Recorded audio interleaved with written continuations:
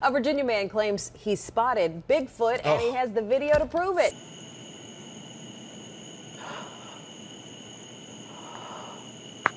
Cryptozoology is the study of creatures whose existence has yet to be, or else cannot entirely be, proved or disproved by science. Coming in at number 4 we have Yowie. Yowie, also known as Yehu, Yori, Hairy Man, or Yahoo, is a fanged humanoid creature or great ape featured in Aboriginal mythology along with Australian raptors or Burrinjaw. It is considered to be the Australian Bigfoot and contains many primate-like features, indicating that it is an undiscovered species of great ape. Yowie is described as being one of the most aggressive Sasquatch species and has been reported ripping the heads off of kangaroos and dogs. In the past, it has been described to be around 7 to 9 feet tall, with a large red mouth and talon-like claws according to Aboriginal legends. It is also noted as having 2 large fang-like canines which distinguish the Yowie from the other Bigfoot species. There are around 140 placental mammals known to exist in Australia, most belonging to the order Chiroptera and Rodentia. Some cryptozoologists theorize that the Yowie could be some form of bipedal marsupial, such as a descendant of the New Guinea Hulutherium. Coming in at number 3 we have Mongolian death worm. The Mongolian death worm, also known as its native name, Olgoi korakoi, meaning intestine worm, due to its red blood-like color and size, which is the size of an intestine.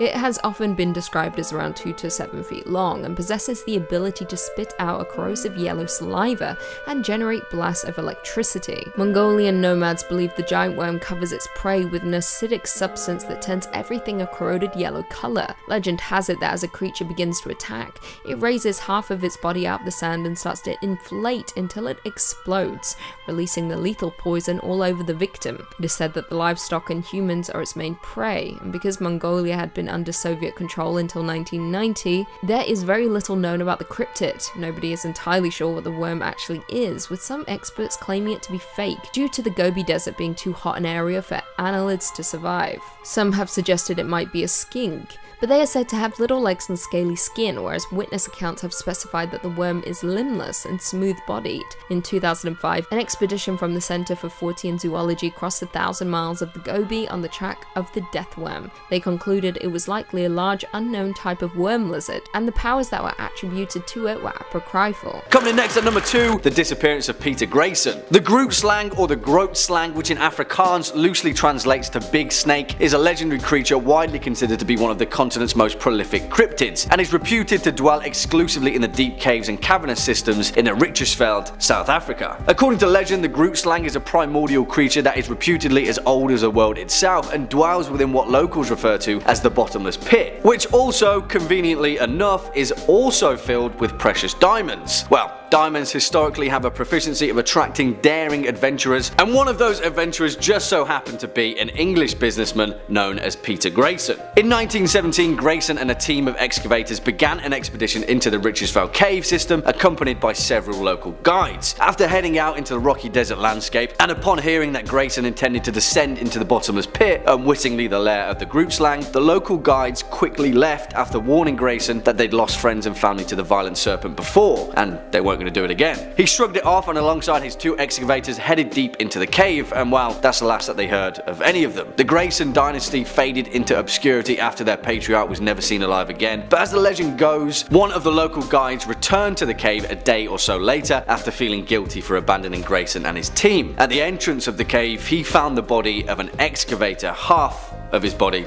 actually, to be specific. His legs and most of his torso had been ripped clean off, and he died attempting to crawl back out.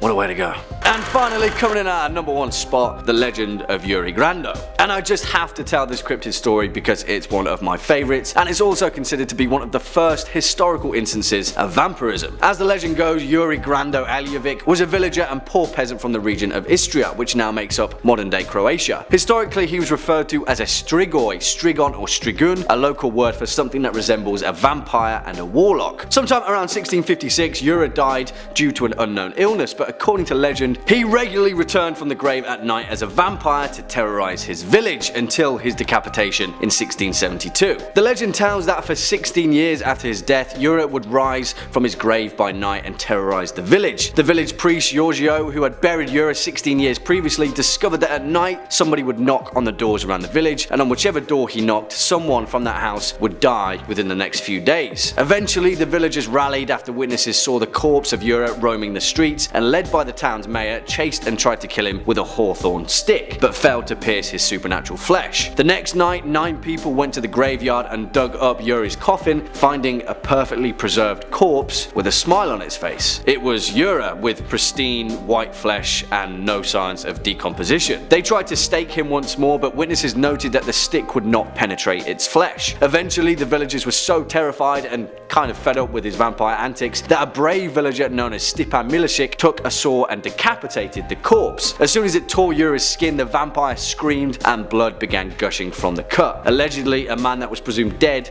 for 16 years. Yeah, that one's pretty worrying, right? Coming in at number 2, we have Ahul. The Ahul, or the Athol, is a winged cryptid often portrayed as a giant bat or even a flying primate depending on the variation. Tales tell of it living in the deepest parts of the jungle of Java and can be found across most of Indonesia. Subspecies can be found on the neighbouring islands of New Guinea in the form the ropen, a presumed cousin to the Ahul. The ropen aptly translates to demon flying and is also said to be a big bat, or more commonly a pterosaur. It is said to produce a light, possibly to attract fish. The ropen is said to have a long snout, large wings, and a long thin crest. It has a distinct face that has features of both a chimpanzee's and a bat's, large dark eyes, red-skinned wings, large claws on its forearms, and is covered in grey fur. It is also noted as having a wingspan of 18 to 28 feet and is said to be the largest bat known to mankind. Now back to the Ahuls. They are said to be covered in a thick brown or black fur much like fruit bats, but unlike bats have a long powerful legs and claws and are supposedly capable of pouncing on and snatching up living prey, including humans. Sightings of these winged beasts are often dismissed simply as mistaken glimpses of owls, eagles, and other large birds of prey that inhabit the rainforests. However, many sources can confirm that the beast does in fact exist, and may even be an isolated and undiscovered species. And finally, coming in at number 1, we have Black Shuck. Black Shuck, or Old Shuck, or simply Shuck, is the name given to an unknown creature which is said to roam in East Anglia. It is one of the many ghostly black dogs recorded across the British Isles. The Black Shuck is often recorded as an omen of death, and some occasions a more companionable animal. Although it is classified as a cryptid, there have been various sightings and reports of the animal's appearance throughout the United Kingdom. For centuries throughout England, many have told tales of large black dogs with malevolent flaming eyes are often depicted as red or sometimes green. According to reports, the beast varies in size and stature from that of simply a large dog to being the size of a calf or even a horse. Other accounts report that Black Shuck as floating on a carpet of mist, or even appearing headless. According to folklore, the Shuck haunts East Anglia, primarily coastline graveyards, side roads, body of water, and dark forest. W.A. Dutt, in his 1901 Highways and Byways in East Anglia, describes the creature, I quote, "He takes the form of a huge black dog and prowls along the dark lanes and lonesome field footpaths where, although his howling makes the hearer's blood run cold, his footfalls make no sound. You may know him at once, should you see him, by his fiery eye. He has but one, and like the Cyclops, is in the middle of his head. But such an encounter might bring you the worst of luck. It is even said that to meet him is to be warned that your death will occur before the end of the year." As I stated before, the Black Shuck has been reported many times, with one of the most notable reports being the appearance at the churches of Bungay and Blyberg in Suffolk. On August 4th, 1957, Black Shuck was said to have burst in through the church doors to a clap of thunder. He ran up to the nave, past a large congregation, killing a man and a boy and causing the church steeple to collapse through the roof.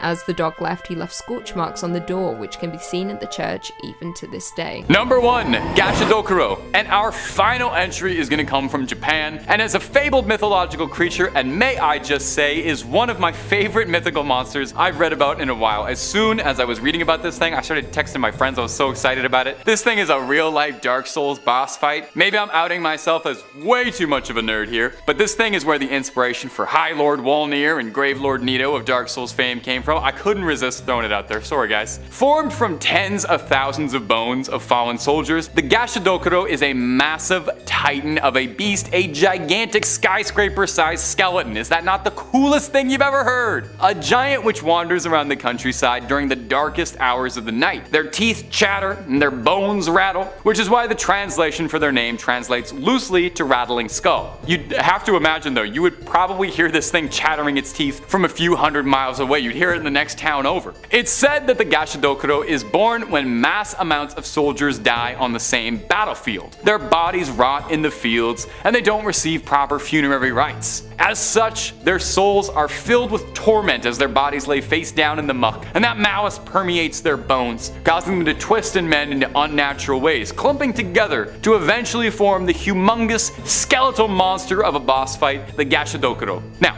troublesome for humans, it's said that a Gashadokuro is too large and too powerful to be felled by ordinary weapons. Although, I have to wonder if that's still true. I feel like we put more gunpowder in things in 2023 than they did in the Sengoku period, and I'm pretty sure a bulldozer would make short work of a bunch of bones being held together with hatred. It's said that these creatures no longer show up because the amount of dead bodies in one place are not nearly as high as they once were in rural areas of Japan back then, with significantly less wars and plagues occurring, which is a sign of progress, right? You know, if there's so few piles of mass graves that they're no longer reanimating as Godzilla-sized skeleton demons, that's a real positive note for the human race, and I think something we can all smile about. Kicking off at number 5, the Loveland Frogmen. Hailing from the misty swamps and vast wetlands of rural Ohio, the Loveland Frogmen, also affectionately known as the Loveland Lizards, are a cryptid unlike no other and have reportedly appeared under several bizarre circumstances on a regular basis in Ohio's Clermont County. Allegedly, the first sightings of these eerie bipedal amphibians first occurred in 1955 and has proven to be one of the most intriguing cryptozoological mysteries in North America. The creatures themselves allegedly live in the temperate forests and wetlands of Clermont County and are able to survive the cold winters of the region without having to hibernate.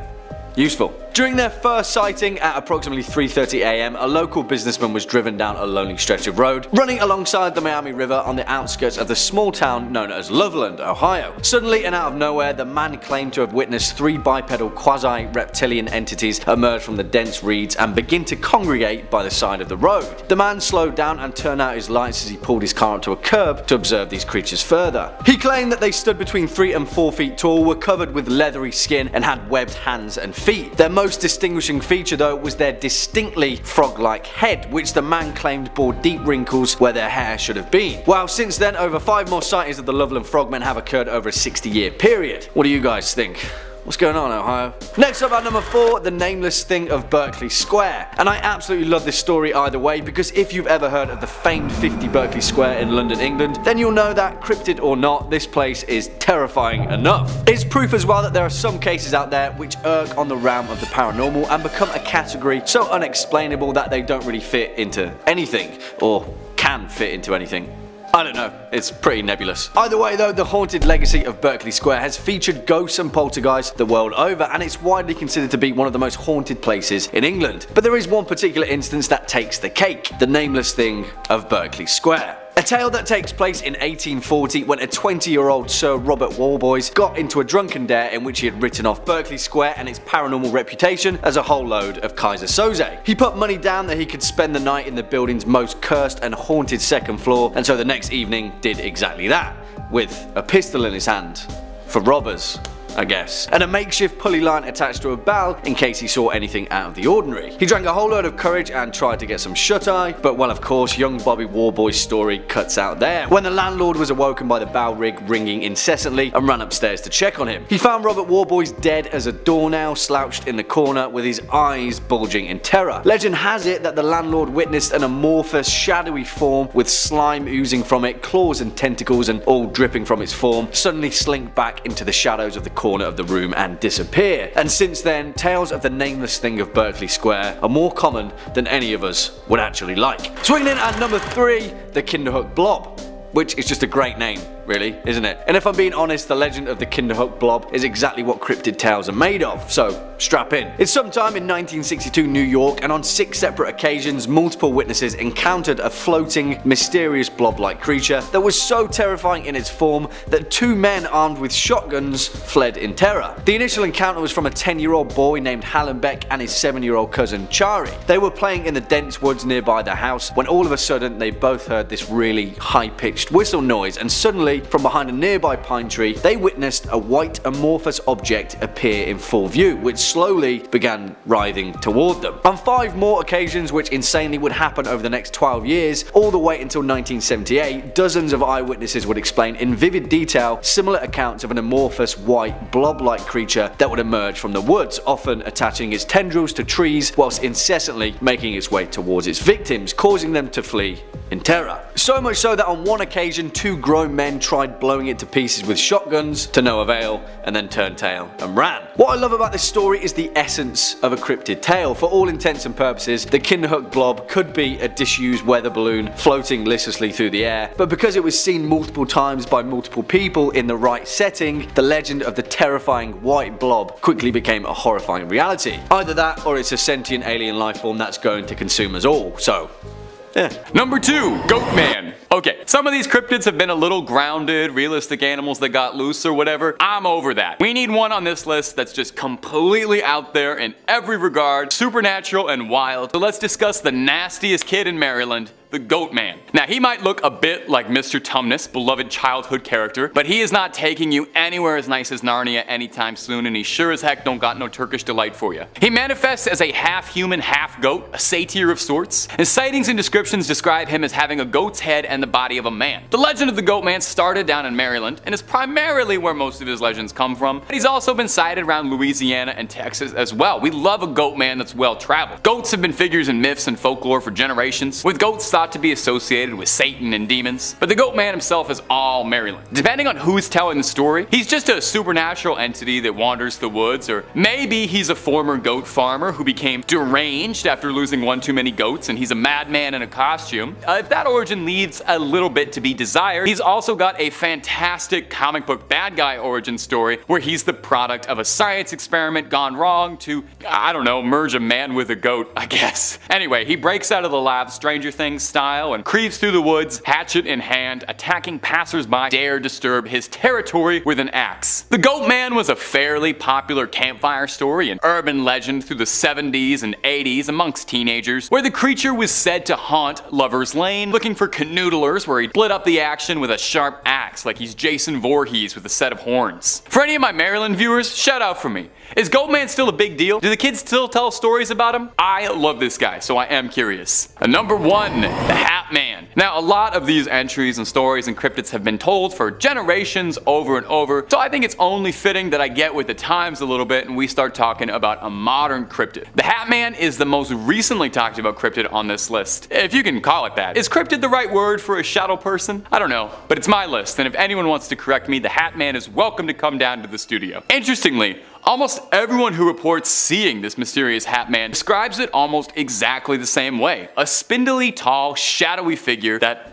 is wearing a hat, hence the name. Some people see a top hat, some see an old, like, newsman's fedora. Everyone says his attire is out of date by a century or two, so no new era fitted on this guy. You can't see his face at all, just shadows, and the only thing you can make out are his dead, pinprick eyes, shining red in contrast to the darkness of the rest of his physique. And he is watching you. Now, what does the Hat Man do besides checking in on you at night? People who report seeing him appear to be people who are suffering from sleep paralysis or insomnia, and most sightings and reports describe him as being benign, if not terrifying. Watching you, studying you, what have you. There are some, however, who claim that he's not just a visitor and he's a little more sinister than that. Some people tell stories of getting an appearance from the Hat Man and feeling choked or burning sensations on their scalps or chest, or just feeling like a general general overwhelming terror and nausea, which I think is totally reasonable if there was a shadow demon in the corner of my room watching me. Now, some people who've seen him claim that he feeds off your emotions, and that the people who are visited by the Hat Man are those who are already struggling with something like great stress or mental illness, which is probably definitely not made better by a shadow demon. Sometimes people in the same family claim that they can see him. So what's he doing? Is he targeting specific people, or is it certain emotions that he hungries about? Thinking about him already is enough to make my hair stand on end and squint at the coat rack in my room when I turn the lights off. I think I'm gonna sleep with just the lights on tonight, just to like be safe and make sure my cats don't bump into anything or anything. Number 5,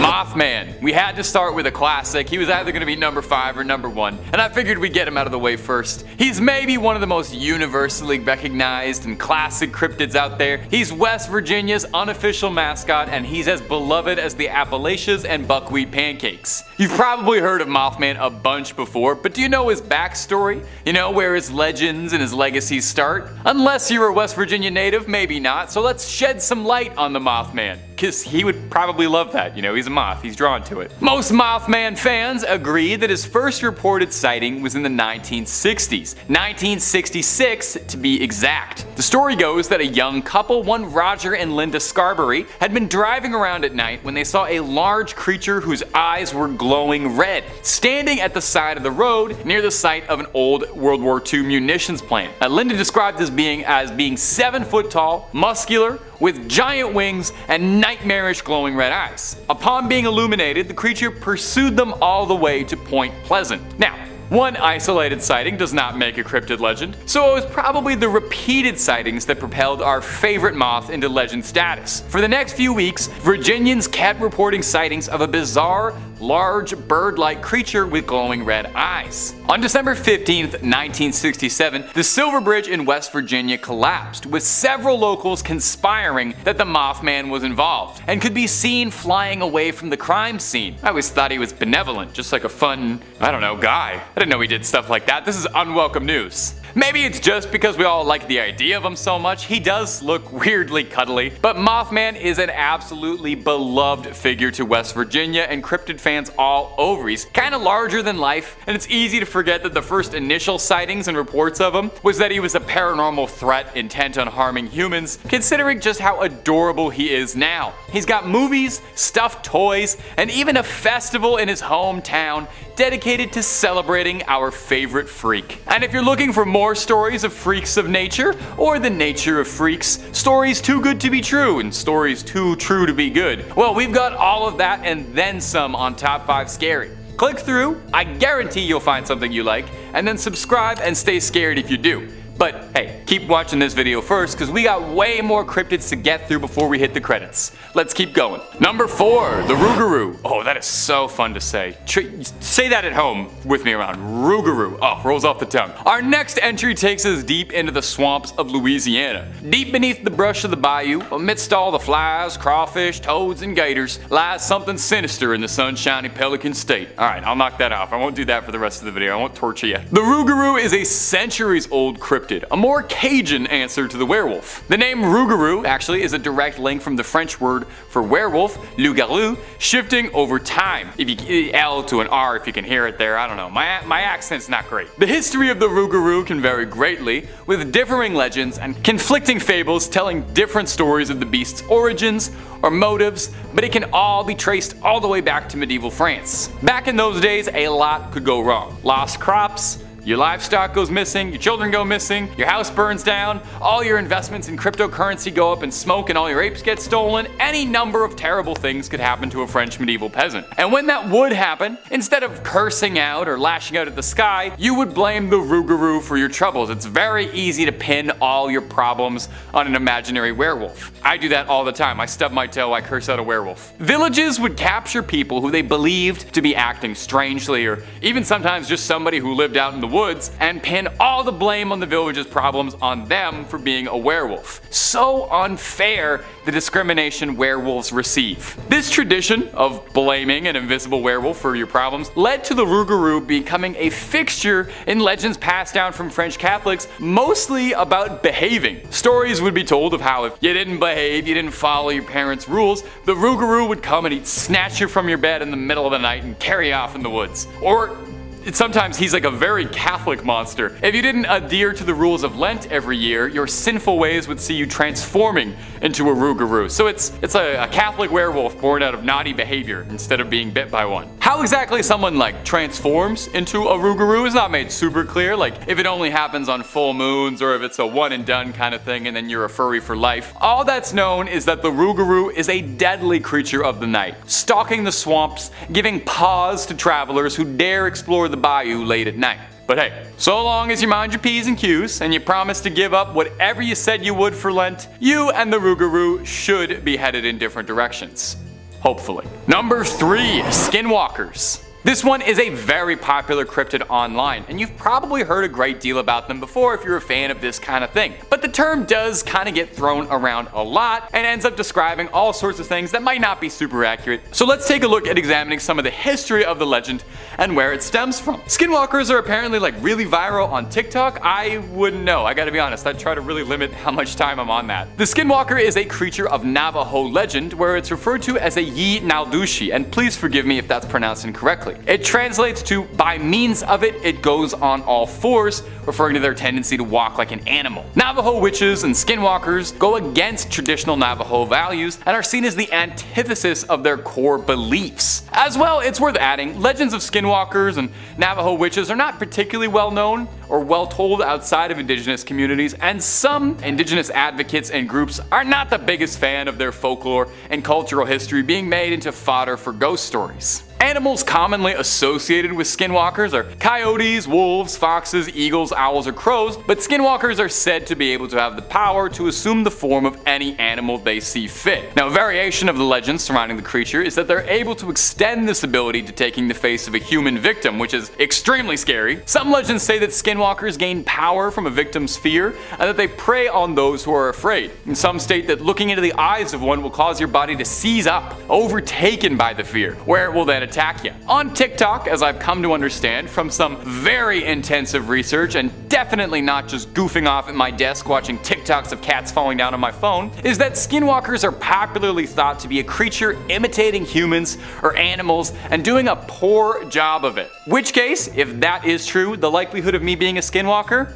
Sky high. Number 3, Kamataichi. I think it's really fascinating what each culture's cryptids look like, you know? Each culture creates cryptids and they all put their fun little spins on it, and whenever I get to make these videos, I learn all sorts of really cool mythological stuff that I'd never heard of before, and I sincerely hope you get that out of these videos too. I'd never heard of this next one, the Kamataichi, but I am obsessed with it now. Coming to us from Japan, this yokai, which is like a Japanese type of demon, appears like a weasel except with razor-sharp, sickle-like claws, like a real-life Sneasel from Pokemon. I'm actually amazed there's no Pokemon directly based on a Kamataichi. They seem like perfect for it. They have spiny fur, similar to a hedgehog, like prickly little needles, but they bark like a dog, and their claws could not be any sharper, and they're sickle-shaped. And also, a lot of depictions of them are downright adorable. These funny little creatures are extremely lightweight and have learned how to ride the currents of the wind to travel. They honestly sound kind of like radical in like a California surfer way. The legends of the Kamataichi come out of the Chubu region of Japan, when vicious cold winds were so powerful they would cut people down directly. And these legends would take the form of the spirit called the Kamataichi, which was the winds themselves as this furry little miscreant. It would attack at your legs, causing you to fall down, exposed and helpless, while it sucked at your blood. It's said that no blood occurs from their woundings because of this, as a Kamataichi moves so quickly and sucks it all up. That's almost considerate of it, doesn't leave a stain. These creatures move so quickly, and they're so good at hiding, that they're apparently completely invisible to the naked eye, appearing as nothing more than a sharp, freezing wind on your skin. Amusingly, there's some debate as to whether or not a Kamataichi's true origin is actually nothing more than a silly pun. There's a stance samurai would use called a kamaitachi, translating loosely to sword stance, which would explain you know, it's a sharp thing. I don't know where the stance comes in, but it's sharp. However, there are legends all throughout Japan, throughout many, many regions, all telling stories of creatures that ride the wind and attack humans, and the sickle weasel remains among the most popular and among the most adorable. Sorry, Kamataichi, you are just so cute. If anybody knows where to get like a stuffed toy of this little guy, please comment under the video. I need to know. Number 1, the Yeti. Coming in at the number 1 spot, a mainstay of any trip to the mountain, the Yeti. I mean, who else could possibly take the number 1 spot on a list about winter cryptids? Maybe Rudolph the Red-Nosed Reindeer. Does he count as a cryptid? I guess he was. Maybe he's more like a mutant. Anyway, a Yeti is an American manufacturer specializing in outdoor products such as ice coolers, vacuum insulated drinkware, and I'm reading the wrong one. Sorry. Let's do that again. A Yeti refers to an ape-like creature thought to live in the mountains in the Himalayas, standing upright like a man and walking on 2 legs, and is usually pretty big, like 8 feet tall, with long arms, broad feet, and long brownish hair and sunken eyes. It kind of sounded a bit like me, to be honest. While it's pretty common to draw a Yeti as just being like a big giant white gorilla, they're actually pretty different, and most traditional depictions of a Yeti color it with darker fur. They're probably one of the oldest cryptids out there that's still talked about so fondly, with stories of Yetis going all the way back to 326 BC, when Alexander the Great sought out to capture one to see for himself while he was conquering the Indus Valley, although he was told that no Yeti could survive at an altitude low enough to meet him, and Alexander wept, for there were no more Yetis left to conquer. It's got several names. It's sometimes called a Sasquatch, or in the West it's popularly referred to as an abominable snowman, although that's a term by British officers who were stationed in the Himalayas, as no natives to the regions call it that. The name Yeti possibly comes from the Tibetan words Yete, meaning a man-like animal, or from Meti, meaning bear in some Nepalese and Tibetan dialects, which would make a good bit of sense, as it's thought that a number of Yeti sightings over the years that led to it being such a widely recognized cryptid could actually just be bear sightings being mistaken in the frosty air. In fact, there's a theory that Yeti sightings are from hybrid polar bears that had bred with grizzly bears, which has been recorded to happen, just not really anywhere where Yeti sightings are really made, so kinda up in the air. In Sherpa tradition, it's said that a Yeti is a powerful, mystical being, and a Yeti can choose to whom it will make itself visible to, choosing to only appear to those who believe in it. So if you're ever trekking the Himalayas and worried about an attack, here's a little advice for you: just don't believe in it. Although there are a good number of people who believe that the Yeti are an intelligent enough species that just want to be left alone to their own devices, living peacefully in the mountains. Not so abominable after all. Number 5, Menangle. Starting off of our list of horrifying cryptids that would have the devil checking underneath his bed is the Menangle, a demonic vampire spirit of the Philippines. Now, there is a good chance that I am horribly mispronouncing that name. My Tagalog ain't quite what it used to be. Just being a big vampire creature would be enough to earn a spot on this list, but the Menangle doesn't settle for just the bare minimum. Oh, no. This creep turns it up all the way. Listen to me describe this monster and tell me that it wouldn't be out of place in Elden Ring, attacking you in the horrible wastes of Caelid. The Menangle is a humanoid bat creature hybrid. And a quick aside, while I was doing some research for this video, I found it really interesting that nearly every culture has their own variation of a humanoid bat cryptid. There's the Ahul in Indonesia, Kongamato in some African regions, and Bruce Wayne in North America. The Menangle has giant leathery bat wings, which it uses to sweep through the night, grabbing its prey and fleeing off. And we haven't even started talking about the Menangle's namesake and action feature. Its name comes from the Tagalog word tangle, which means to separate, with its full name roughly translating to one who separates itself. Well, whatever does that mean? Well, it's because this nightmare creature can split itself in half, taking to the skies as a disembodied torso with flapping bat wings screeching around. Can you even imagine how soul-stoppingly scary it would be to see a giant bat monster flying around with like its entrails just hanging out for everybody to see, hanging loose like an old man in a gym shower? Its favorite prey is couples, young newlyweds in love, and also people who are sleeping. No respect from this thing. You shouldn't attack sleeping lovers. If you're hearing this and you're locking your doors, a Menangle is said to be thwarted by garlic. Now, garlic will thwart it, but not slay it. I'm just glad I eat so much garlic, and I'm very repugnant, and I'm gonna be alone for the rest of my life, so I have no danger of Menangles. Now, if you want loads more cryptid content, we have got enough to fill up a a zoo worth of the creepiest critters ever to crawl through the woods. Not your jam? We got aliens, monsters, movies, true crime, fake crime, and a lot of videos about a big shark. There's a little something to scare everybody. So hit that bell, stay subscribed, and stay scared. And please stay watching this video. I worked hard finding all these cryptids for you. Number 4. Jotagumo. One of you delightful little ghouls in a previous video left a comment suggesting this one for me, and I thank you so much for putting me on the trail of this cryptid. I wouldn't have heard about it before, so shout out to the Phantom Spectator for this one. The Jotagumo is a monster of Japanese folklore that's kind of like a succubus, but with a bit more of an arachnid twist. I can't say the name of what Jotagumo translates to and stay within YouTube guidelines, but just know that it is extremely funny. I will give you a hint. Oldest profession spider. Ask your parents. Jotagumo is considered a yokai, basically a Japanese demon. It's a powerful shapeshifter, maintaining the form of a beautiful young woman to seduce its prey and able to transform into a vicious spider to finish the job off. Well, what's she like to eat? Well, she has more acquired tastes than flies and grasshoppers. The Jotagumo likes young, handsome men who are lonely and looking for love. When in her humanoid form, she'll seduce them, invite them back to her lair, and well, you can probably guess how it goes. The folklore behind Jotagumo is fascinating. In Edo period Japan, spiders were considered to be mythical creatures with alien abilities, which, I mean, come on, totally reasonable. And it was said that the older a spider gets, the more powerful and potent its abilities would become, kind of like a wizard. A Jotagumo is a spider that's lived for hundreds of years to be able to shapeshift, and she doesn't even look a day over 25, not bad. An old folktale tells the story of a woodcutter who fell in love with a woman he met at a waterfall. He visited her every day but grew weaker with each visit. A priest accompanied him one day, and when a spider thread reached out to the woodcutter, the priest yelled, warning the woodcutter that the woman he loved was a dreaded Jotagumo. Already ensnared by her spell, he persisted and ran towards the waterfall, where he was entangled in the web and never seen again. Number 3.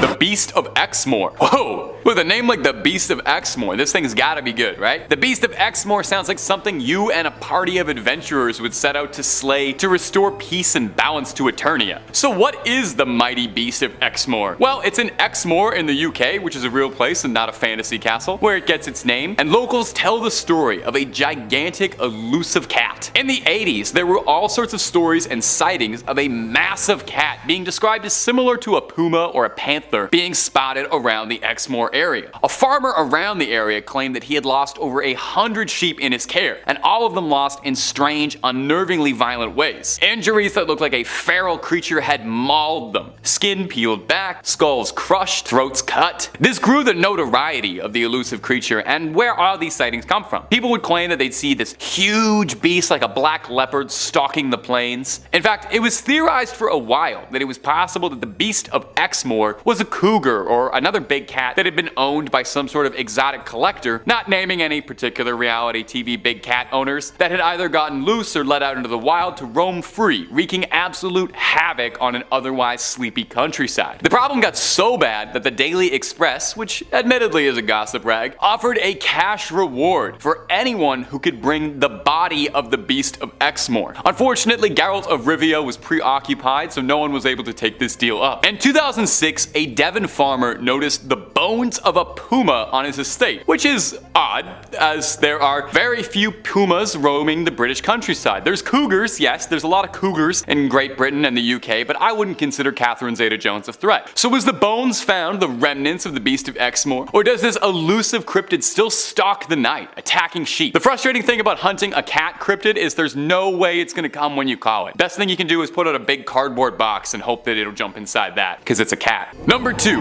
The Dover Demon. The Dover Demon looks outright like an alien, maybe more so than anything else on this list. Its description describes it as a pale, naked, leathery creature with a giant watermelon-esque head and no discernible facial features outside of 2 gigantic eyes. Kinda looks like Roger from American Dad. It looks like the exact depiction of a little gray man. The first ever sighting of the Dover Demon was in 1977 in the small town of Dover, Massachusetts. One Bill Bartlett was driving down the road with his friends late at night, until they saw something bizarre creeping along a low wall wall of loose stones on the side of the road. Initially, Bartlett assumed that it was just a cat, one of the most often mistaken creatures for cryptids. But as the headlights shone on it, he realized it wasn't like anything he had ever seen. The creature slowly looked up to stare at him, and he described it as having peach-colored skin with a rough texture akin to sandpaper. Not long after initially seeing the Dover demon, it disappeared almost into thin air. The creature vanished. It's been wondered, actually, by cryptozoologists after this sighting if perhaps the creature had some sort of camouflage ability or some sort of transportation ability even. Given the extreme resemblance to little greys, the alien most commonly described as being the ones responsible for most abductions, could it be possible that the Dover demon was something scouting out, a creature looking out from above the stars? Could that possibly explain why the creature was able to vanish so quickly? Was it just a remarkably sneaky little fella? Or is it possible that it was technologically advanced in some way or being backed up by someone else who beamed it on back to whatever ship it came from?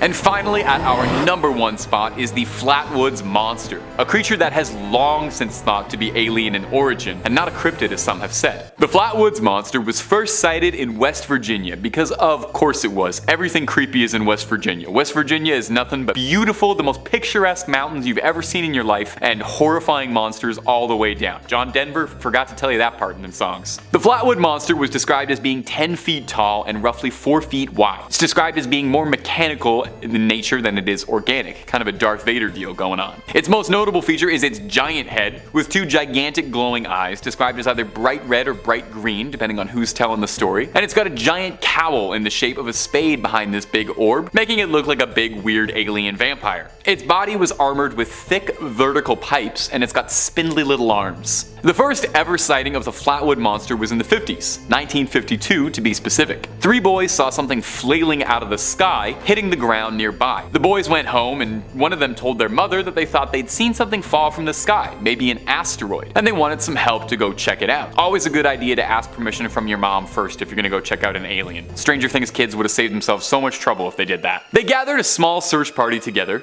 just in case, and the group gathered and sought out the farm where the object landed, and eventually made their way to the top of the hill, where they saw a large ball of fire and reported smelling some mist that was making their eyes burn. A person in the search party then noticed that there were 2 bright glowing green eyes that were floating around in the trees, and he flashed his light to unveil what was hiding in the dark. They were then treated to a full view of the Flatwood Monster in all of its horror. The creature then hissed at them and flew upwards into the night, never to be seen again. Now, over the years, detractors have claimed that the Flatwood Monster could just have been the darkness playing tricks on people's eyes, and that it could have been just a barn owl obscured by shadow. I definitely kind of see that. I see a similar enough face shape. Barn owls are kind of weird looking, but I feel like the size would be hard to misunderstand. Plus, that doesn't really explain off the mist that was making everyone's eyes burn, or the strange thing that fell from the sky. If you ask me, there's a lot more to say the Flatwood Monster is an alien than there is to say it's an owl. Number 5, Snow Wasset. Coming up first on our list of icy cold little critters is the Snow Wasset, a fearsome legless little cryptid and a local one to boot, so I had to include it. Anything that comes from the greater Canada area is a big deal for me. It winters by the Great Lakes and the Hudson Bay, and in the rest of the year crawls up to Newfoundland and Labrador. Totally the wrong time of year, buddy. You gotta go to Newfoundland in the winter for Jake's dinner. Anyway, a Snow Wasset is like a weasel. It's a long, furry creature, except it has no legs. Except in the summertime, where it does have legs and also turns green. If I was a biologist, I would love to get my hands on this thing and figure that out. That particular part of the lore of this creature is really fascinating to me. Why would a creature shed its legs like baby teeth? What cruel joke of evolution is that? It's like a mammal sandworm. Anyway, I gotta move on. When it's in its legless, winterized form, it burrows deep beneath the snow and ambushes its prey by surprise and drags them into the frozen underground. Absolutely horrifying. A frozen, legless, furry little snake is not pleasant by any definition. A wasset is said to be 4 times as large as a wolverine and 40 times as hungry, requiring a vast amount of meat to keep it sustained. Doesn't shed enough calories shedding those legs. I'm sorry, I don't know why I'm so hung up about this, my ghouls, but I am.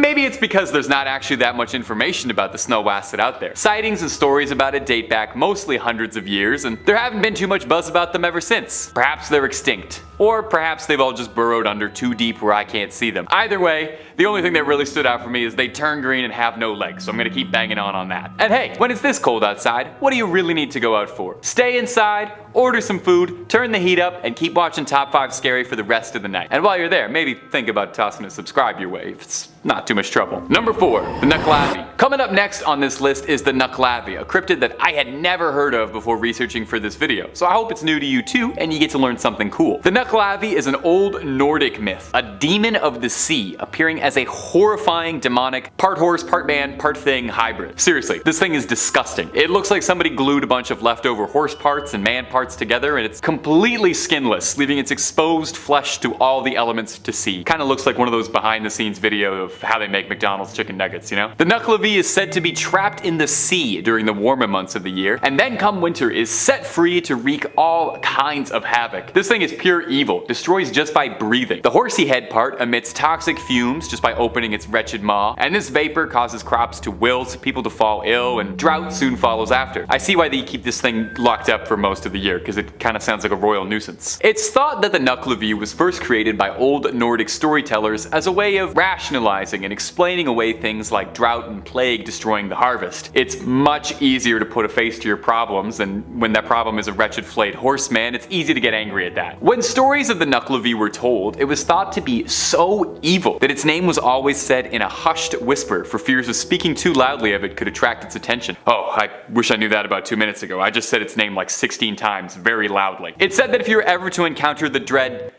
Nucklavi, to find the nearest fresh body of water. This sickly creature of the sea is deathly afraid of fresh water, I guess. You'd think a creature with all that skin exposed wouldn't like salt water or the cold, but hey, there you go. To each their own. You do you, terrifying skinless monster horseman. Number 3, a Chenu. A Chenu is an Algonquin creature of folklore, a bit similar to a Wendigo, but with some fun regional twists. While both creatures hunt in wooded northern areas, and are both commonly associated with the wintertime, a Wendigo is usually depicted as a stretched out, emaciated monster, whereas a Chenu is depicted as being massive, very furry, and only getting larger and larger the more it eats. Actually, reading that back now, I realize that's not terribly impressive. Most things get larger and larger as they eat. Much like a Wendigo though, a Chenu is thought to have been formerly a man who was turned into a beast, either through their greedy ways, refusing to feed the starving, or for those who give in to the darkest of temptations and consume human flesh willingly. A Chenu is described as looking like a cross between an old man and a beast, large and imposing in appearance, with big chunks of their own flesh missing, possibly self-inflicted. They cover themselves in the forest, hiding themselves with leaves, bark, snow, pine needles, until they look like a horrible lint roller of the woods that walks upright. Interestingly, unlike a Wendigo, it's thought that the process of turning into a Chenu can actually be reversed. There's some good news. In some folktales, the way to cure a Chenu is a special medicine that can cause them to vomit up their frozen heart and vomit up the flesh that they've consumed, causing the afflicted to revert back to their human form in a sight that is no doubt disgusting for everybody. But if this isn't possible, if you don't have this medicine on hand, or it's just not feasible to trick a Chenu, you can also get it to eat salt, which will apparently melt it from the inside. Poor Chenu. You're forced to live a tormented existence as a snow monster, isolated from your former friends, doomed to hunt on your former species, consuming only the darkest meat available, and you can't even order a little bit of salt for your dinner, eating a totally flavorless diet. I got nothing but sympathy for you, Chenu. Number 3, Qualpalic. The Qualpalic, or the Qualapilluit,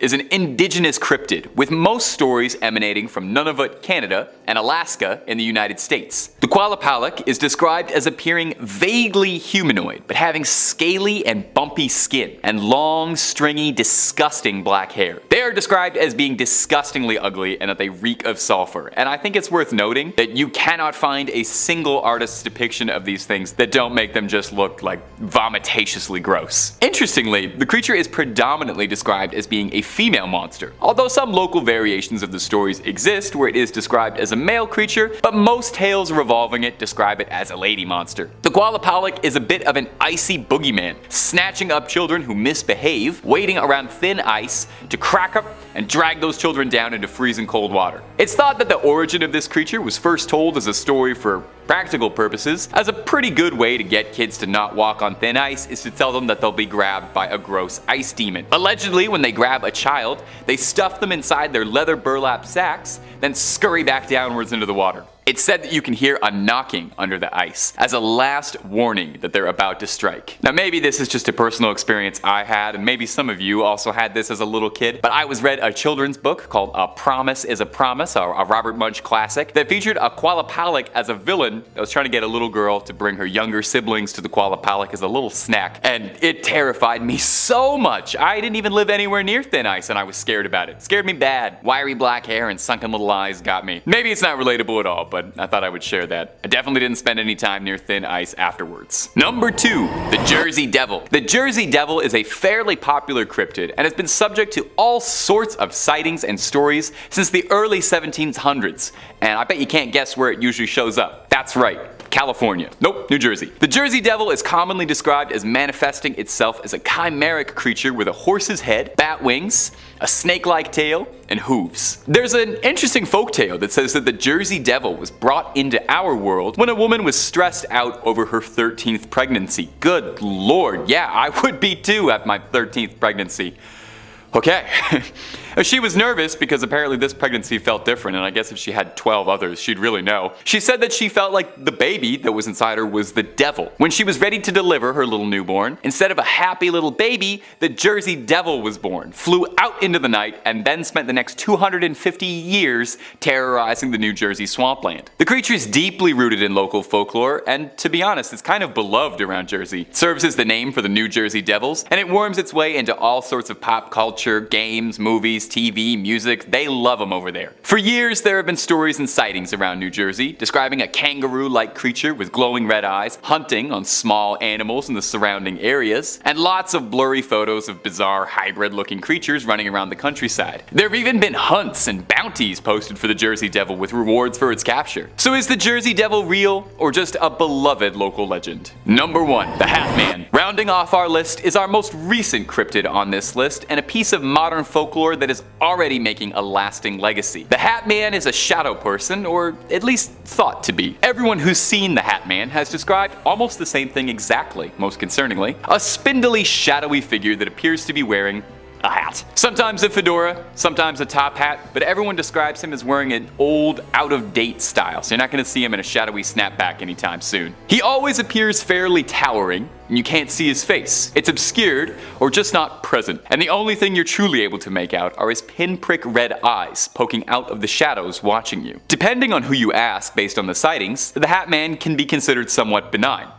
Maybe. It's usually reported that the Hat Man appears to people who are suffering from sleep paralysis or insomnia, and most claims of Hat Man describe him as just watching, observing, studying, or whatever. I honestly don't know if that's better than it attacking you. However, it's not all just stories of nighttime stalking. There are some who claim that when they've been visited by the Hat Man, that he's jumped them or choked them, or they felt burning sensations on their scalps or their chest. Although some say he's just watching you for I don't want to know why. There are many who believe that he feeds off your negative emotions, and perhaps this is how he satiates himself. It's said that people who are visited by Hat Man are those who are already struggling with something emotionally resonating. Sometimes people in the same family even report seeing the Hat Man in similar occurrences, so does he target specific groups of people? Or is it just certain emotions he hungers for? The Hat Man is shrouded in mystery, and even just thinking about him is enough to make my hair stand on end and start eyeing the coat rack in my room just a little suspiciously when I turn the lights off. Kicking off at number 5, the Silver Woman. And this story comes from a police motorway patrol woman from Portsmouth, England, who explains that her career regularly confronts her with situations that are both bizarre and unnerving. But this one kind of takes the cake. On the 25th of November around 6:30 PM during a routine speed camera setup in the Portsmouth city centre, her speed trap began picking up random tracings of non-existent objects in pitch black darkness, hurtling past her vehicle at around 30 to 40 miles per hour. Now, I know what you might be thinking, the device was obviously malfunctioning, but that wasn't the case, and our police officer had already thought of that. She trained the camera manually back onto the road surface to see what had been picked up, and she was shocked to discover that on the screen was what could only be described as humanoid figures running up and down the street at about 40 feet ahead of the vehicle. Strangely enough, they seemed to have a silver appearance to them, almost shimmering and translucent. She looked out of the window and again, nothing was there, but when she looked back at the screen, about 10 feet feet away from the vehicle was one of the same silvery entities standing motionless, facing away from the van, hulking and breathing in a strange fashion, as if they were weighing up taking on the police officer. What were they? Well, we'll never know, and when she played the tape back for her fellow officers, the silvery entities were nowhere to be seen. Yeah, I've got no clue about this one. Coming in at number 4, the folk monster. Now, Bigfoot is obviously the heavy hitter of the cryptid world. People have devoted their entire lives to hunting down the elusive mountain creature, stretching all the way across the wildlands of North America, as well as similar instances across the planet, but there is one little town in America that seems to be the hotspot for these sightings: Folk, Arkansas, and in 1971 it became the scene of its most terrifying legend. Meet Bobby Ford, a man who vehemently claims he's seen Bigfoot, or a version of it, describing it as 7 feet tall, ridiculously fast, and covered in long brown hair. And he saw it up close and personal. It was a Saturday when Bobby and his brother were out hunting a short distance from their rural home when they heard screams in the distance. Bobby's wife, Elizabeth Ford, was frozen in horror when a creature reached through the front window, massive and hairy with glowing red eyes that made no sound except for heavy breathing. When Bobby and his brother ran back to the home, the creature turned and grabbed him as he sprinted up to the porch. It tackled him to the ground with ease and then disappeared into the woodland. The creature had left behind clear tracks in the house and nearby area, 3-toed footprints that matched the deep 3-fingered scratches that were made in the wood of the front porch. Bobby Ford was rushed to hospital and treated for minor wounds and shock, and the family were so terrified by the encounter that they moved out. They'd only lived there a week. That's terrible timing. Number 2, Akamanto. The Akamanto, also known as the Red Cloak, is a masked spirit and may very well be one of the most evil, weird creatures I've ever heard described in folklore, so just wait till you get a load of this. Not like any good folktale, there are some local variations in how Akamanto operates, but the elements that remain consistent across all tales are that the Akamanto preys on you during your most personal moments. You know, he tends to come for kings who sit on a porcelain throne. He visits you in the smallest room in the house. He catches you with your pants down. This demon comes for you when you're on the toilet, if that isn't quite getting across yet. I didn't know how to just say it. The Akamanto then offers you a deadly choice, pulls a little matrix on you, and it asks you to choose between red toilet paper or blue toilet paper. Kind of like that one scene from Squid Games with the guy offering the paper. Actually, a little funny trivia, the creator of Squid Games confirmed this monster is what inspired that scene, so a little symbolism about that you didn't know about before and now you do. Now, it's all a trick question, of course. Neither of the toilet papers this ghastly spirit has for you are anything like the Royale kittens. The red paper means you'll find yourself all cut up, leaving behind quite a mess, and the blue option means you'll be left gasping for air, clean but slow and painful. The only way to escape the Akamanto's dreaded game is to tell him you've got enough, actually, and thanks for asking, but you're good. No, really, you just have to ignore him tell him you're good, or flush quick and hightail it out of there. You know, don't play it smart with him. Don't ask him for purple. Don't ask him for sandpaper. No wise guy answers. He's a toilet paper demon. He doesn't want to hear any of that. It's said that if you mess with him, you mess with the Akamanto, he drags you feet first into the underworld. At least he doesn't flush you. Why did they make that? Why did the backstory behind the toilet paper demon? I do not know. Okay, number 1, Onryo. And our number 1, I went with the Onryo. And Onryo translates almost literally to a vengeful spirit, and in every definition of the words, that statement rings true. They're also sometimes called hatred spirits, because an Onryo is specifically a ghost of someone who is capable of causing grievous harm to the living. Onryo are almost always depicted as women who were wronged in their life. They're not exclusively women, but majority of them are. They were traumatized by their death, and they spend the rest of their days exacting revenge. God forbid women do anything fun, huh? Nailing down exactly what an Onryo is capable of is difficult, because there are so many countless interpretations of the vengeful spirit, but just know at home that nothing good ever comes out of crossing an Onryo. You can expect things like sleep paralysis, telekinesis, curses, evil magic, like I said, really nothing good. It's worth noting that as part of the legend of an Onryo, her vengeance can never be satisfied, no matter how many enemies she fells in her wake. An Onryo will go after her lovers, family, whoever she had the most lingering pain paying for. And after she's done with that, well, she'll just attack indiscriminately. You gotta do something with the day, right? Onryo are a very traditional Japanese story, popping up in a lot of performance art pieces like No, Kabuki, and Rakugo, and they even continue to be the center stage in modern works. Probably the most famous Onryo I think most Westerners would know about is Sadako Yamamura from The Ring, otherwise known as Samura if you only saw the American version, and if you have, you gotta fix that at some point for me, okay? And Onryo traditionally is described as wearing a white barrio kimono. She's got wild, unkempt, long black hair obscuring her face, and in stage plays with dramatic white and blue paint, so just, she looks like the girl from The Ring, basically. And how does one stop an Onryo? Oh, you don't. Yeah, there's nothing. Once she's coming for you, she's coming for you. So, you know, be nice. Just be nice to the ladies in your life and hope that they never come back as vengeful revenge spirits. Number 5, the Honey Island Swamp Monster. Now, our first entry is going to take us down to Louisiana, deep in the bayou, where all manner of sinister creatures are said to call their home. And there's a number of cryptids that live deep in the swamps. We got the Rougarou, the Night Folk, and the Honey Island Swamp Monster, beasts that got my attention right now. The Honey Island Swamp Monster is kind of like a Cajun cousin to Bigfoot. He's described as a gigantic bipedal furry monster resembling a hybrid of ape and man. The creature's been sighted and described dozens of times over through the years, but its initial sightings take us all the way back to the 1960s. This first documented report of Old Honey, as he sometimes likes to be called, comes from an air traffic controller who in his spare time took up wildlife photography, and his favorite spot to snap pictures was in, yep, you guessed it, Honey Island up in eastern Louisiana. After his passing, when relatives were going through his belongings, they found a series of photos and reels of Super 8 film that were thought to contain this creature.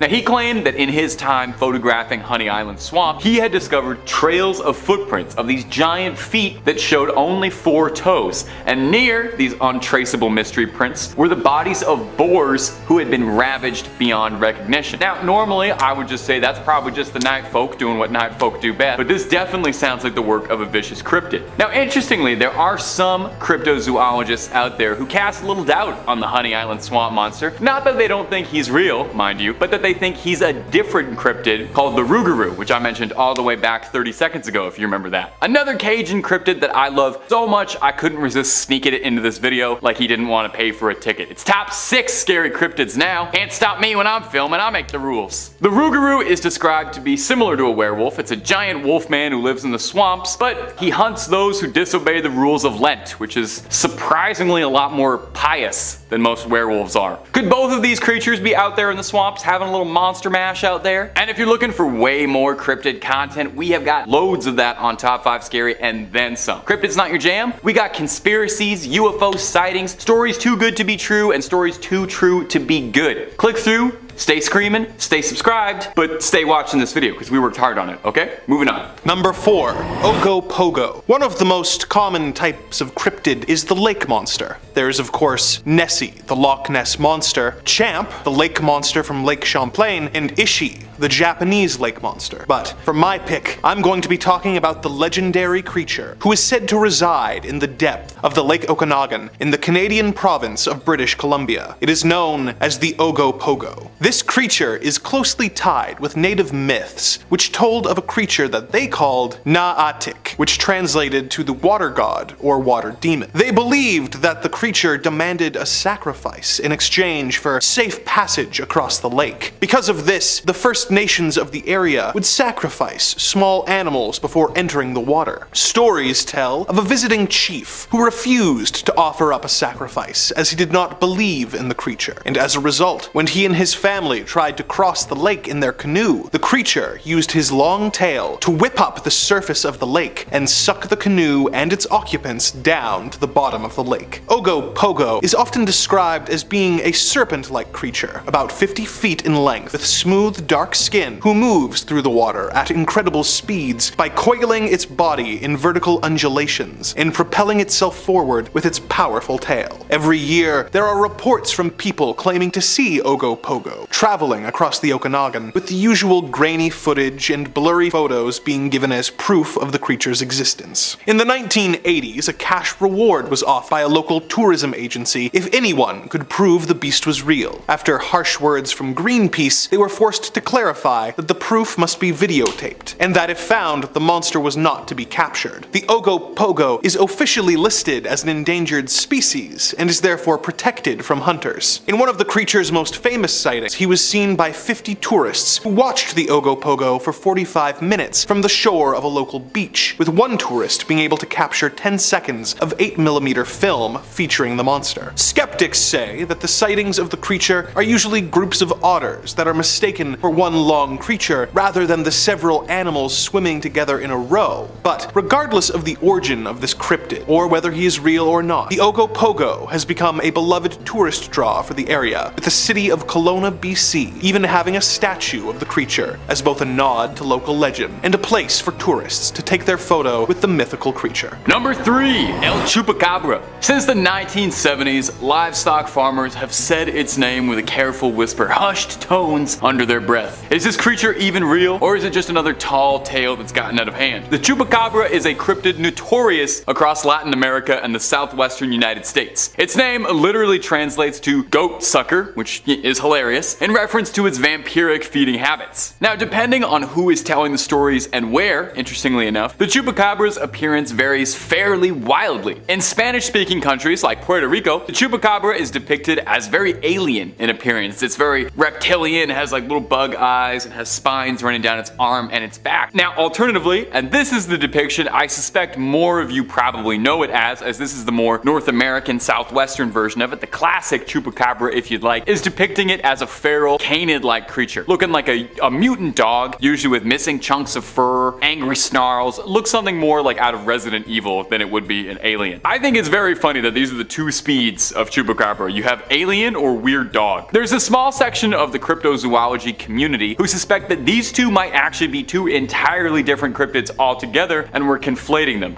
complicating matters ever so slightly, but you know, that's an argument for the cryptid subreddit.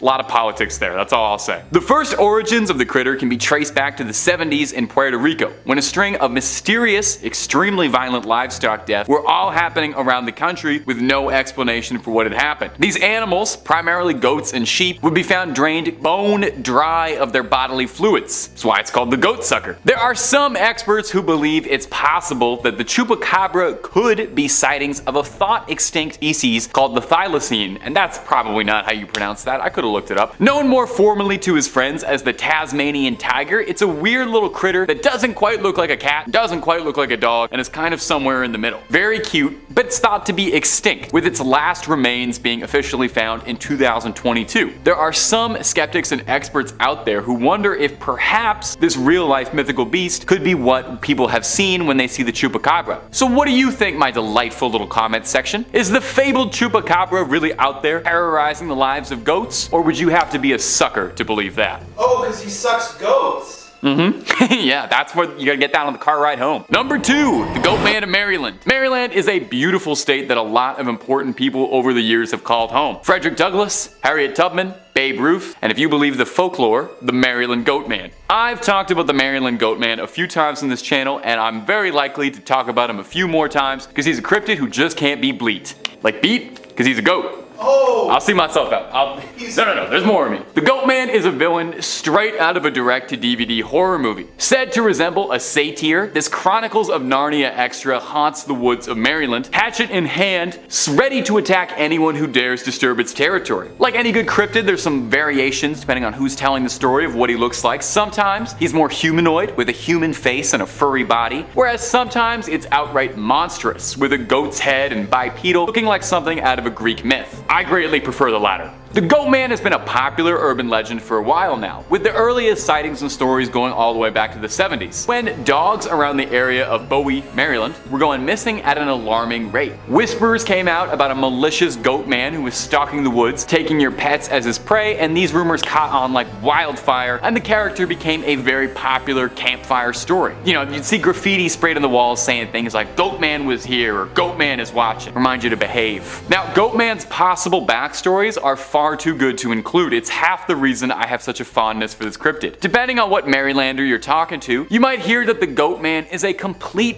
mystery. Just a strange goat demon who's bad to the bone. Or, if you want a way more colorful backstory, like I know you do, then the Goat Man is the product of a mysterious mad scientist's experiment to, I don't know really, do something with goats. Very possible this could be a Jeff Goldblum fly situation, somebody merged with a goat. Anyway, he escapes from the lab and he wreaks havoc on humanity and is said to mostly haunt Lover's Lane and go after teenagers in parked cars. I way prefer the backstory where he's a lab experiment and he's like a furry Jason Voorhees going after people smooching. Goat Man, we absolutely love you. If you are watching, please feel free to reach out, DM Top 5 Scary. We would love to have you on the channel to do a collab. You can share your side of things. Number 5, Kamataichi. I love doing videos and lists like these ones because I get to spend a lot of time researching into these different cultures and cryptids I never really would have known about without these opportunities. So thanks for watching stuff like this so I can keep on doing them. That's my greedy reason behind it. I just like learning. Our first cryptid from the land of the rising sun is going to be the Kamataichi. This yokai appears as a weasel with razor sharp sickle-like claws. If you're a Pokemon head, big Pokemon fan, Sneasel from 2nd Gen, the dark ice type, he's based on a Kamataichi. They've got spiny fur similar to a hedgehog and they bark like a dog and they have razor sharp claws. These adorable funny little guys are extremely lightweight, lighter than the wind itself even, and as such travel by gusts of wind soaring through the sky like they're radical, furry little windsurfers. Legends of the Kamataichi first came about in the Chubu region of Japan, notorious for its icy sharp winds that were so powerful they would blow men over. These legends then took the form of the Kamataichi, the winds literally personified as this little vermin miscreant. It attacks you in the legs and it knocks you over. You're all exposed and helpless while it picks away at your vitals with its little sickle hands. These creatures are surgical when they strike. A Kamataichi sucks away and feeds on any of the gore left behind by their wounds. These creatures are said to be totally stealthy, impossible to see with the naked eye, and blend into their surroundings well. And here's some pedantic little wordplay trivia. I know all the kids at home love pedantic wordplay trivia. There's some debate as to whether or not Kamataichi's name is nothing more than a cheesy pun. There's a stance that old sword fighters in Japan would use called Kamataichi, translating loosely to sword stance, and well, you can see if you just literally squish those two sounds together. And if you're looking for way more cryptid content, creepy tales, true stories, fake stories, aliens, conspiracies, horror movies, and basically just about everything weird and freaky that could possibly happen on this world, Top 5 Scary is the place to be. So hit subscribe, ring that bell when you do, and stay scared. But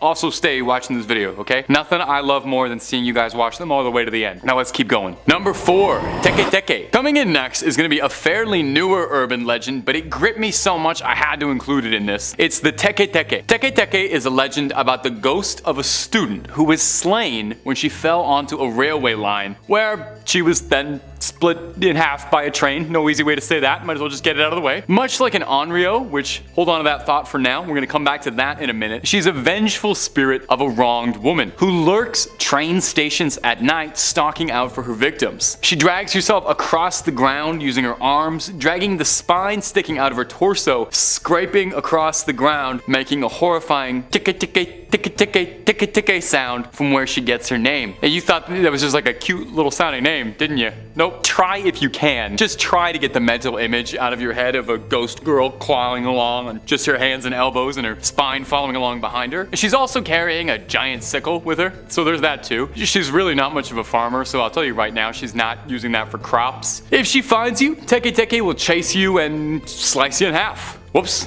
Some variations say that she only takes your legs, which I guess is better, but really not by much. There's a specific variation of the legend that gives Teke Teke a bit more backstory for her origin, saying her name is Kashima Raiko, and she's a specific entity. She died when her legs were severed from her body, and the next part gets a bit creepy, so you might want to grab onto something, maybe put a little salt circle around your computer. It's said that when an individual learns of Kashima's story, she'll appear to you within the next month.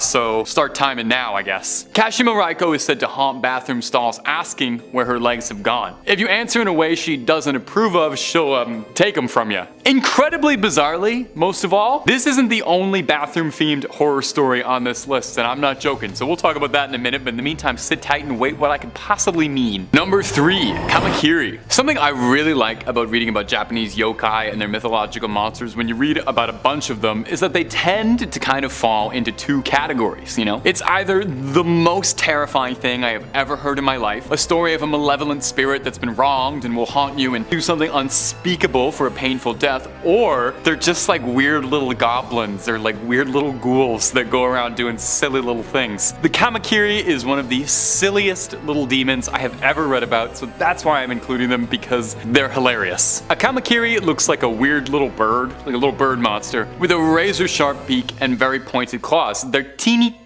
tiny and very sneaky to move undetected. So what does the dreaded Kamakiri do? Are you ready for this? Hold on to something because this is going to terrify you. It breaks into your house at night and it cuts your hair. They hide in your roof and they wait at night for the perfect moment to strike, and then they go in and they just mess up your perfect do. They layer it all weird. They cut the ends right off. They frost your tips and they go after anyone, okay? They're not picky. If you've got a head of hair, they want to snip it up. Only the baldies are safe now. They wait until you're asleep. And if you're wondering, you're just sitting there like, why would anyone tell a story about this monster? Why would anyone make this up? It was in periods of Japanese history when long hair was really the only fashion and accepted hairstyle. I would have done great. So the idea of a nobleman having his hair cut in the middle of the night was like spine chilling. These days though, it just makes Kamakiri sound like he's like a college prankster than it does a real monster. But that's only half of why I thought this creature was so funny. Aside from the split end touch-ups, a Kamakiri cutting your hair is said to be a sign that the victim is about to unknowingly marry a yokai. Shapeshifters like Yorigumo or Kitsune can trick young men into marriage. So the Kamakiri steps in and he cuts your hair to let you know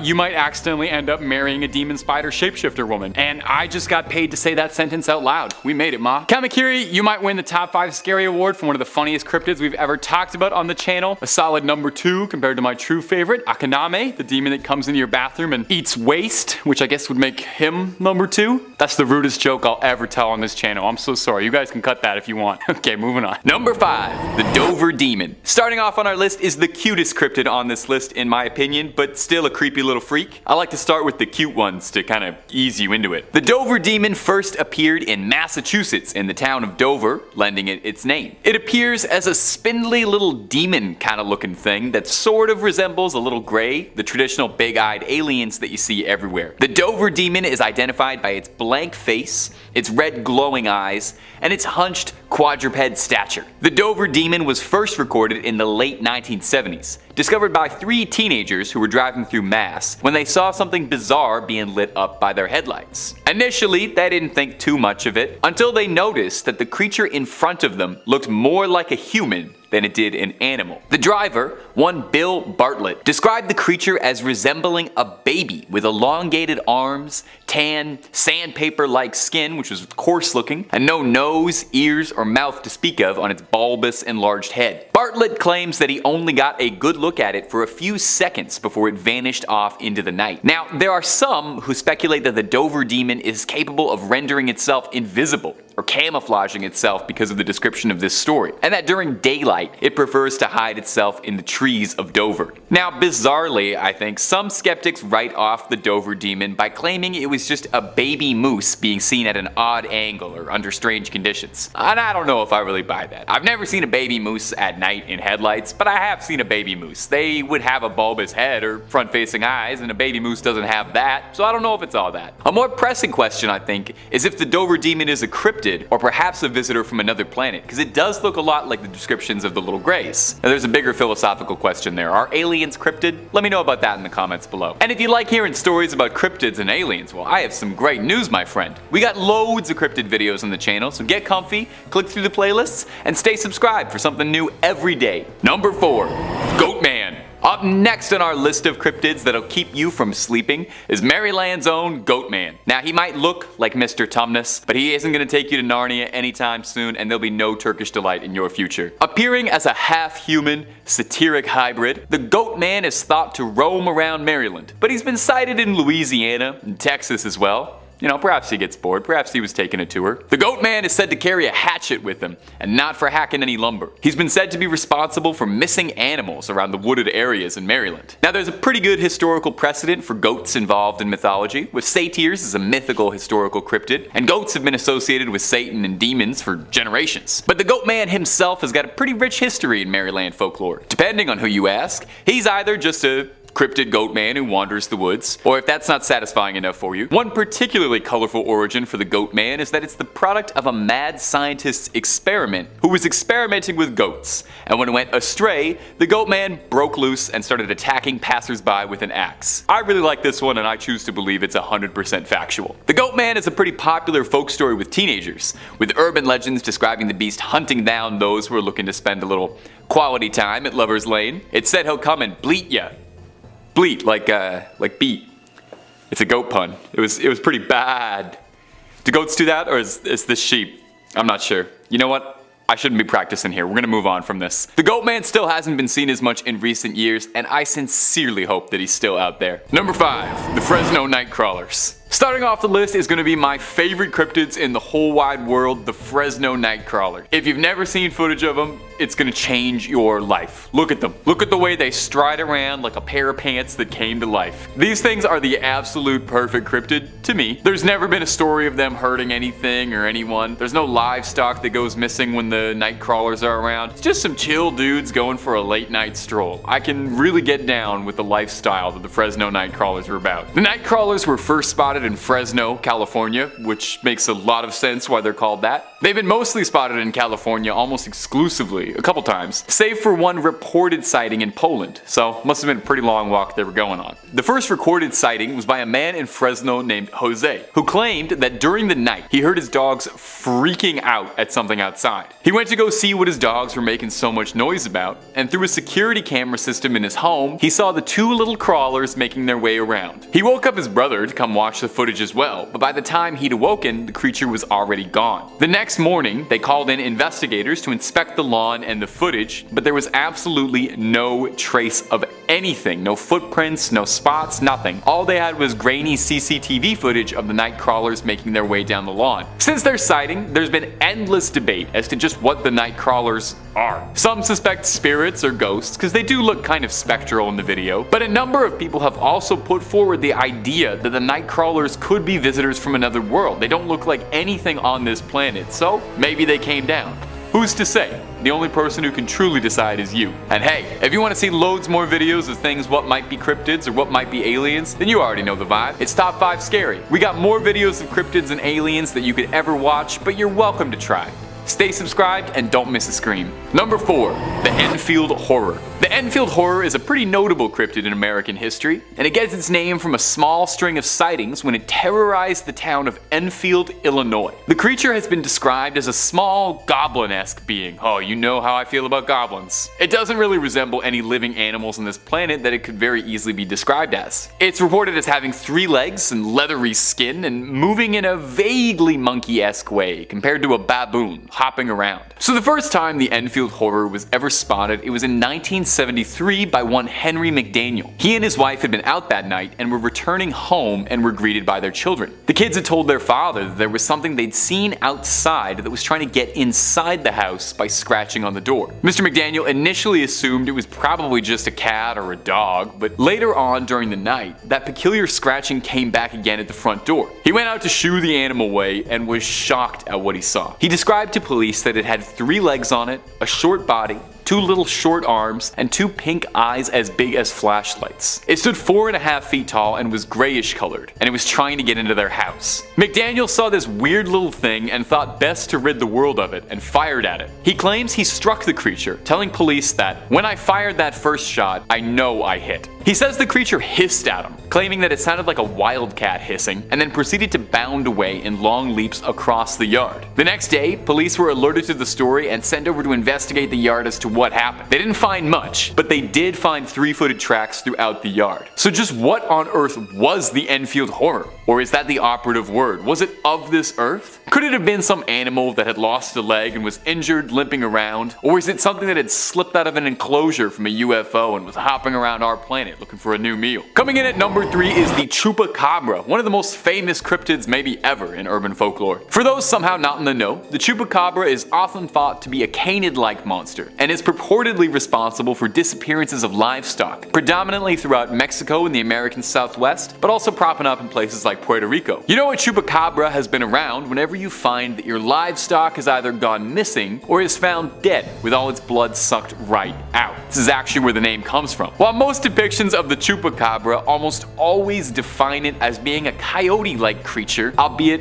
a twisted, mangled looking one, usually described as a totally hairless dog with beady black eyes and a sleek figure, there are some stories and sightings of Chupacabras that describe it as being more like a demon or an alien, describing it as being a humanoid creature, often reptilian in nature, walking around on 2 legs and feeding on livestock. In all the years since Chupacabras have first been reported, though there are countless sightings, there's never been a fully recovered one that we couldn't explain. Everything that's been found by hunters always ends up turning out to be dogs with mange, being misattributed to being the cryptid. So maybe, is it possible that there's been a giant mix-up, and all the sightings of Chupacabras that report them as canines are just that, just sick dogs that get mistaken for looking something weird, and that the real Chupacabra is the reptilian, more bipedal sightings that get reported. It could explain why there's never been one recovered, and why livestock keeps going missing under bizarre circumstances. It's even possible that the drained livestock could be creatures that have been recovered to study, abducted under bizarre experiments. Could Chupacabras themselves be in a bizarre experiment that's been unleashed into our world? A hybrid chimera breed that was created by alien life and let loose on us to run havoc on us? Next up at number 3,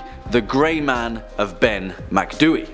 Ben Macdui in Gaelic, Mountain of the Son of Duff, is an awe-inspiring peak of the Scottish Highlands, staking the claim as one of Britain's highest mountains and the highest of the Cairngorms National Park. It's been scaled by countless people throughout history, but there are those that claim that there's something more sinister living out on the mountain. The Grey Man of Ben Macdui, and it doesn't like visitors. The creature is said to be at least 20 feet tall, and one eyewitness of the creature's presence, a respected professor and mountain climber named Norman Colley, said that he was first aware of something following him during his ascent after hearing strange footsteps behind him. Alone, isolated on the mountain, something was following him. And it wasn't human. The footsteps were laborious and delayed, as if that whatever was following him was much taller than he was. When he saw it, he described the Grey Man as vaguely human-shaped, brown in hue and fur, and shrouded in a strange grey mist. In 1945, a similar thing happened to a renowned mountain climber named Peter Densham, who described the exact same encounter with the exact same creature. Again, in 1958, the Scots magazine wrote of a similar account from naturalist Alexander Tunion, who this time found himself armed with a rifle and fired several rounds into the Grey Man. He thought he'd hit it, whatever it was, but after trekking over through the snow, found no sign of the creature. It vanished away like fog rolling across a mountain, and the mystery of the Grey Man of Ben Macdui remains unsolved. Swinging in at number 2, the Cabbagetown Tunnel Monster, which is an urban legend from my current stomping grounds of Toronto, Ontario, that is grounded in such bizarre circumstances that it remains a warning not to go wandering through the dark tunnels of downtown Toronto. I'm talking about the path. Ever. Don't go there. In 1978, in the eastern Cabbagetown district of Toronto, a 51-year-old man known as Ernest had a terrifying encounter in the network of tunnels that sprawl beneath the city. He had been out searching the neighbourhood for a missing kitten that him and his wife had been raising when he stumbled across a tunnel entrance and decided to explore. After venturing 10 feet into the gloom, Ernest suddenly came across a creature that looked somewhat like a long, thin monkey, around 3 feet in height, with large teeth and covered in grey fur. It had unsettling eyes, he described, that peered out of the darkness in a bright orange hue. Even more unsettling, Ernest claimed that the creature spoke to him. "Go away, "Go away," it said in a hissing voice before slinking down a tunnel off onto the side. Ernest was reluctant to come forward with his story. He was a respected member of the community and he feared that he'd be ridiculed by his peers, but after being convinced by a friend, he spoke to the Toronto Sun, and a group of journalists and investigators followed him into the same tunnel. Although they didn't see the creature, they did see that the narrow tunnel led to a strange, gloomy chasm that dropped into the unseen sewer system below. And even stranger, they found the maimed, half-eaten carcass of a cat buried loosely beneath the dirt and debris. It permeated the legend of the Cabbagetown tunnel monster, and whatever it was, we may never know for sure. Just stay away. And finally, our number one spot, the Jersey Devil. Of course, it has to be perhaps one of the most notorious cryptids of all time, the famed Devil of Jersey, whose origin dates all the way back to when New Jersey was still a British colony. Hundreds upon hundreds of tales have been spawned from the legend of the Jersey Devil, dating from the early 1700s right up to recent times. As the legend goes, Mrs. Jane Leeds came from a poor family who carved out an existence in the bleak pine barrens of Jersey, a rugged place with dense forests, sandy soil and deep swamps. In 1735, Mrs. Leeds discovered that she was pregnant with her 13th child, which is, as they say, unlucky for some. Now, Mrs. Leeds wasn't too keen on giving birth, to say the least, and she claimed to friends and relatives that the devil can take the next one.